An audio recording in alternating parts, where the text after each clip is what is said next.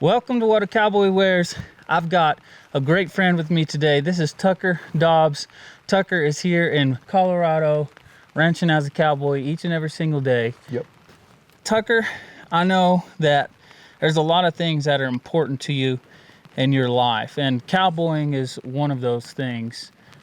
What got you initially interested in cowboying and the cowboy lifestyle? Well, this one, it's kind of funny, actually.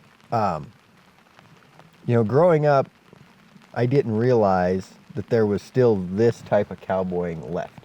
I had known farmers and stuff, but I didn't realize that there was still the open range, like what was going on. And my buddy and I in high school, we decided that we wanted to start doing this once we realized it was out there.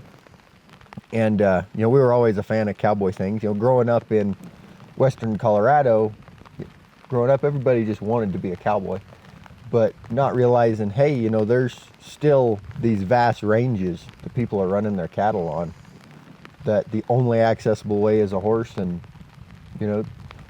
gathering cows is their life. And I actually had a plan. I was actually planning to go to Faith Baptist Bible College. Okay. And God just said, no, you're not going to go to Bible college. You're going to start ranching. And he opened the door for me to work on this ranch. And the bosses even told me, he said, God told me I had to hire you. And God told me to come here, and I have been here ever since. So I hear a couple things from that answer. One is something you've always kind of been interested in, but just didn't know that it existed on this level. Yep, for sure. And two is that God seems to be an important part of your life. When did that come about for you? So I was your classic young age salvation. At a young age, I had made a profession of faith, and then it wasn't really until I was probably about 13, and that's when I actually accredit my salvation. Because my grandpa was a pastor, born and raised in a church, and I was absolutely positive that I was actually a pretty good person, and that I didn't need Jesus to do too much for me. I wasn't in drugs, I wasn't in all that stuff. So one day, I had sat down and I decided that I was going to count every wrong thing I'd ever did, and I knew it wouldn't be too many because I was a good person.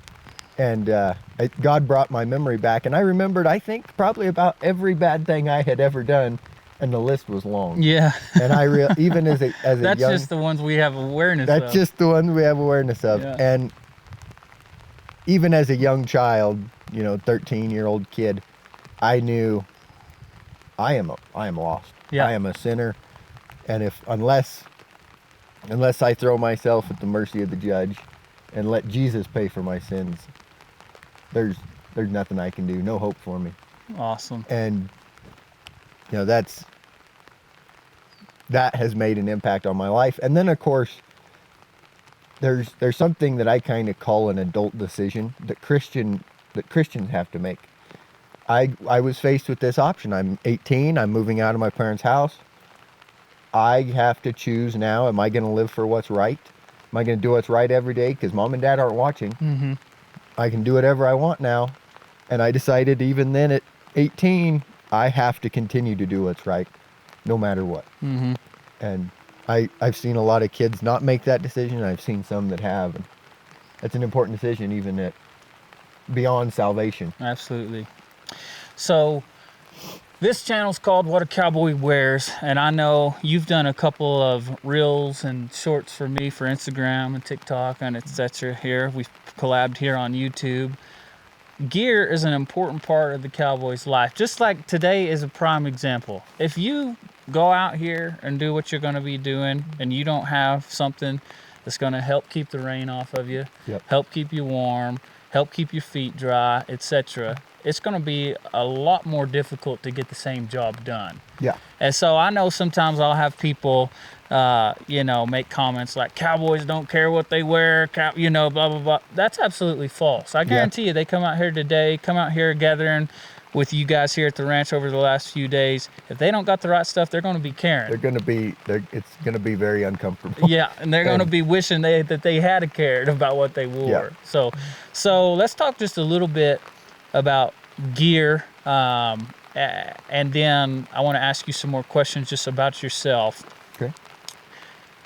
You know, I think for me and for a lot of people, probably everybody that doesn't grow up ingrained in ranching and cowboying, you really don't know where to start. People say, you know, they're going to start with boots and a hat. That's probably a pretty good place to start. You need some boots and a hat. A good set of boots.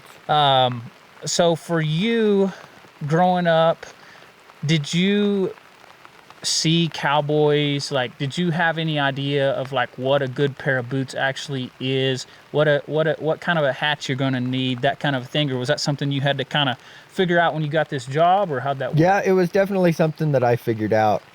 You know, I've been at this ranch for 5 years now, and it's still a work in progress figuring out what works, especially because gear is changing all the time. But a lot of the, you know, I didn't know what a good set of cowboy boots was for sure. Yeah. Because a walk-in set of cowboy boots that most people are buying versus a riding set, they're going to be a lot different. Mm-hmm. And, you know, at first, cowboy hats, to me, they didn't matter too much.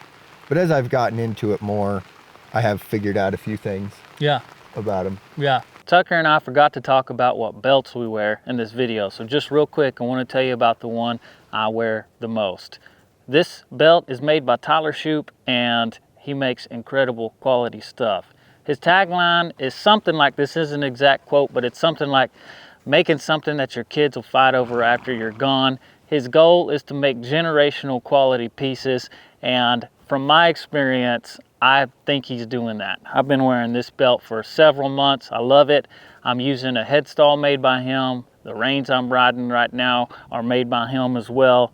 Makes all kinds of awesome leather, tack, equipment, gear. Check out everything he makes on his website. It's linked in my description below.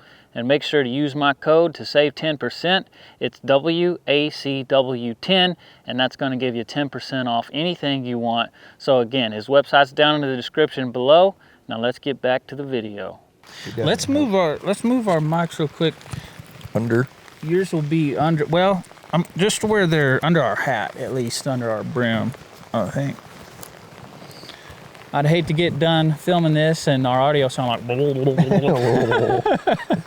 So your hat, I notice you, all your hats have a shorter brim. A lot of guys back Oklahoma, Texas area where I'm from wear a wider brim, but I always kind of like shorter brims. I think this is my biggest brim hat right here. And I can't remember, this one is either a 4 1/4 or a 4. It looks like a 4 1/4. I know, anyway, doesn't matter about mine so much. What makes you like the brim size that you pick? You know, we get to ride a lot of oak brush. We're pretty blessed out here. You know, lots of our stuff don't have thorns, but we do have some pretty deep brush. And oak brush, day in, day out, wet, dry, as you've been seeing. That longer brim will go to wearing on the hat a little more. And it actually helps them to last longer. Cut them down a little bit. I think mine's 3 3/4 right now, 3 1/2, something like that. But yeah, riding the brush, you don't need a very big brim. You know, them guys that are out there on the plains all the time, you know, I get it. You know, you might as well get as much sun coverage as you can out of it. But we try to find a balance between sun coverage and dipping through the brush. Yeah. You're tearing your hat off every time you got to chase a cow through oak brush. Absolutely. So I know you and I have both been wearing and testing out higher boots, and I've found that they've been a really tough, reliable boot. I've had these since April. It's what? September? No, it's October. Yeah, October. So I guess about 6 months or so. You've been wearing yours quite a while. I know you first did an initial 100-mile review, and some people were saying 100 miles, that ain't nothing. Well, it's really not. but yesterday we rode 20 miles. Yep. So 20% of that you did in one day. Yeah. And so, but there's a lot of folks that aren't out riding through the brush, that are riding in arenas, that are riding circles and round pen, etc. That it's going to take them a long time to put 100 miles on their boots. Yep. And that was kind of the plan behind that. There's, when we start hitting, over 30-mile days, it don't take you no time to hit 100 miles. But for most people, 100 miles is quite a while. That's right. For your average person. So let me check the time. So Tucker is a working cowboy. He's got ranch work to start doing. Would probably already be doing it if they didn't allow me the good graces to sit down with him. So I just want to see how much time we have left here. What time do you think we need to call it? Oh, well. Is that 15 or at? Yeah, we'll see Keith come out. We'll hear him. Okay. I don't think the horses are in yet. So. Okay, sounds good.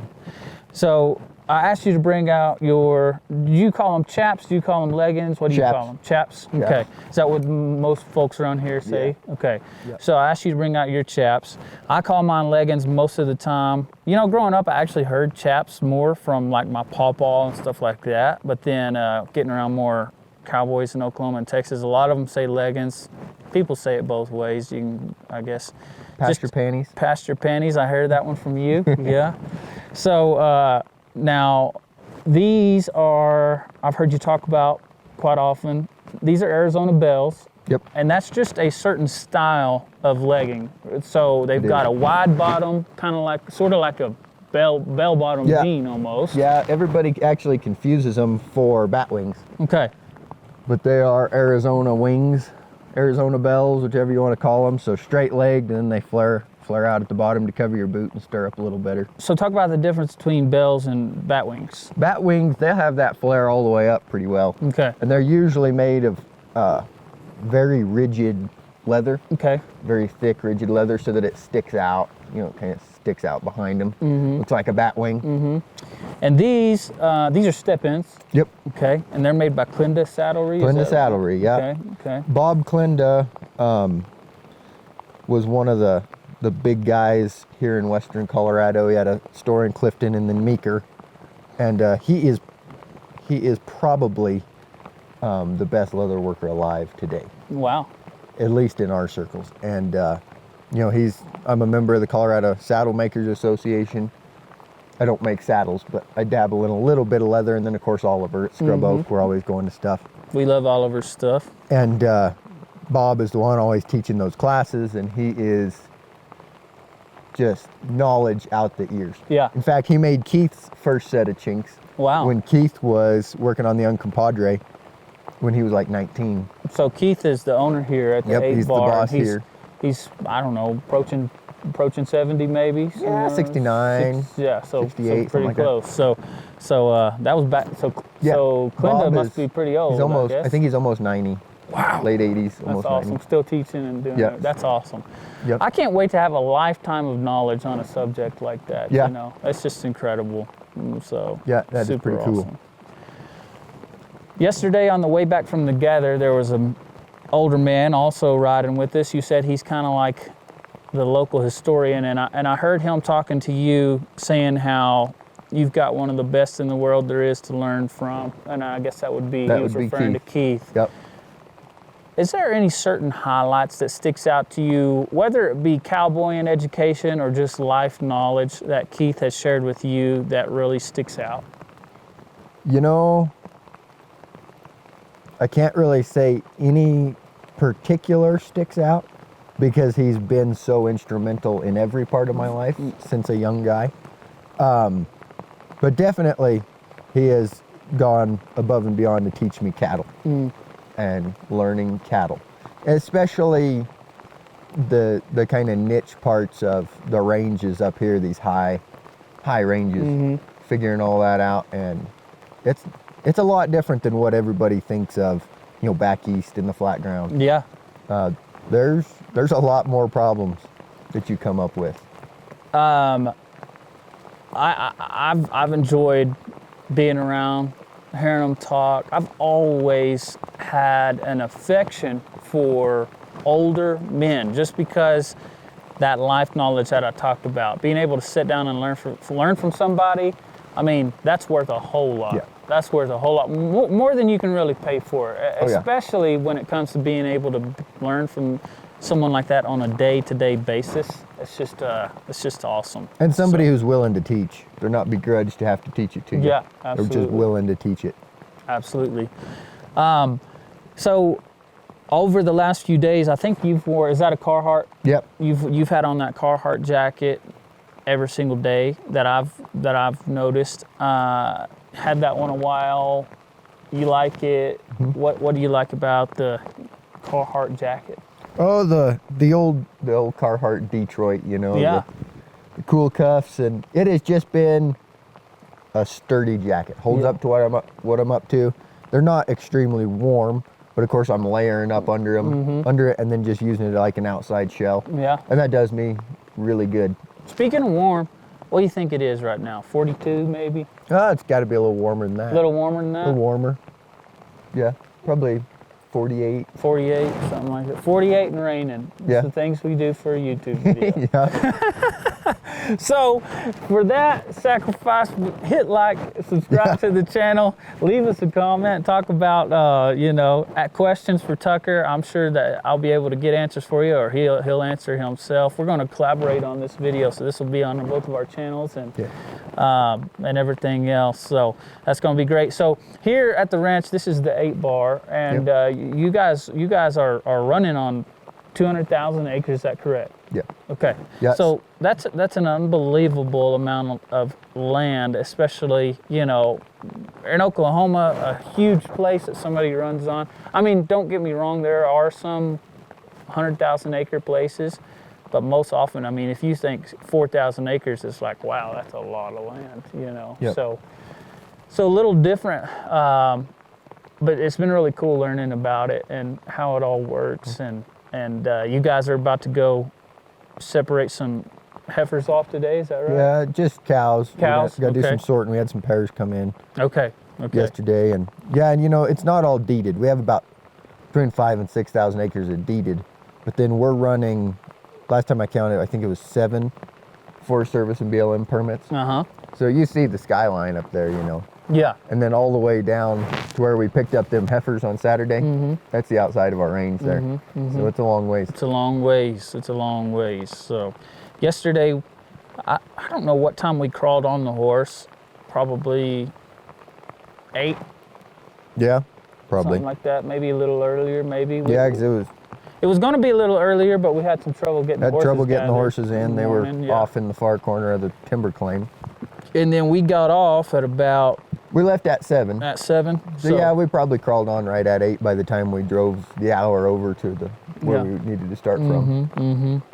And that's not like, that's not every day, but it's not uncommon No, for you. yeah, not uncommon. Yeah. We even have some earlier mornings. We got some mornings where we're getting up at 3 o'clock to then drive. Yeah. Yesterday we got up at 5:30 Yep. and to try and get everything going. And It's when, getting- when we say we got on at 8, that was with an hour drive, right? Yeah, and I it's mean, it's getting harder to start earlier because we're losing so much daylight. Yeah.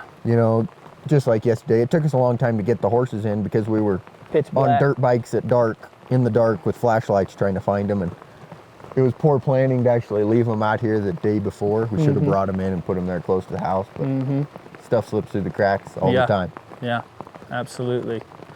But Well, this has been an awesome experience for me. I've enjoyed it all, and getting to learn from you. I don't know, Tucker and I first talked on the phone a few months back, and getting the opportunity to come out here, it's really been something special for me, and I've greatly enjoyed it. I greatly appreciate you inviting my family and I out here, absolutely. letting us get to take part in this, and just sharing with everybody your faith, your life, and why you do, what you love about it, and why you love the Lord, and think that every person ought to. And He loves every one of us, and so it's the least we can do to love Him back in return. It's the Bible says we can love Him because He first loved us. And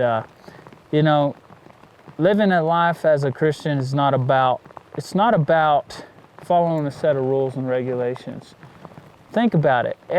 Whoever created anything knows the best for how that thing should operate. Yep. So God's not trying to control our lives. He's trying to tell us how we're going to live How to the operate most the best. fulfilled and living in you know, His abundance. As a parent, you've got a child on the way soon, and you want nothing but the best for that kid. That's all you want. That doesn't mean you give them everything you want. Yeah. That doesn't mean you always make their life easy. Sometimes you make their life hard, but Yeah. it's to teach them a lesson.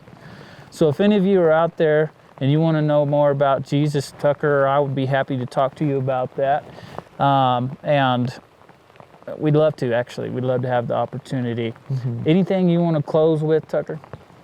You know, my ministry pretty well has been to young guys. That is really my focus. You know, I'm a youth leader at the church, and young guys are the future generation, and leading them in, or trying to get them to understand that, like you just said, this is the best way. Yeah. This is the best way. And if we lose that future generation, you know, it's going to be a bad thing. And we're already losing it. So it's a battle. It's an uphill battle all the time, but just trying to get people reached and let them know. Absolutely would love to talk to anybody out there. Absolutely. Love to hear from them. Anybody has questions, let me know. You can, you know, the heavens declare the glory of God. You can sit out here for just not too long and realize, yeah, there's a creator here. Oh, yeah, absolutely. There is a creator here. So. Well, I know Tucker's got to get to work, and my family and I are going to be getting back on the road to Oklahoma. But again, I just want to say a special thank you. Thank you to Keith and Curtis as well for allowing us to come out here and ride with you and ride with y'all and doing everything. And we're going to have to do this again because there's a lot more I'd like to dig into with you. So we'll have another opportunity in the future to do that again, and Absolutely. maybe you can make your way down to Oklahoma sometime if God allows it. That'd be cool. So, Tucker, sure do appreciate you. Guys, thanks for watching What a Cowboy Wears. We've got, follow Tucker on all of his channels, Tucker Daubs. He's got basically 150,000 followers over on Facebook, a very fast growing Instagram and TikTok page. He's got a lot of cool brand deals he's doing as well. You can learn about some great products there. Of course, I'd love to have you follow me and subscribe here on YouTube. And if you want to join me over on TikTok and Instagram also. A lot of great stuff coming from both of us that we thank God for, and that's what a cowboy wears. Nice. All right, man. Sorry about that. Don't be sorry. That was good. Let me show y'all what we had the camera setting in. Check this out. We had to stick it in the trailer to try to keep it dry. That's awesome. Okay. Well,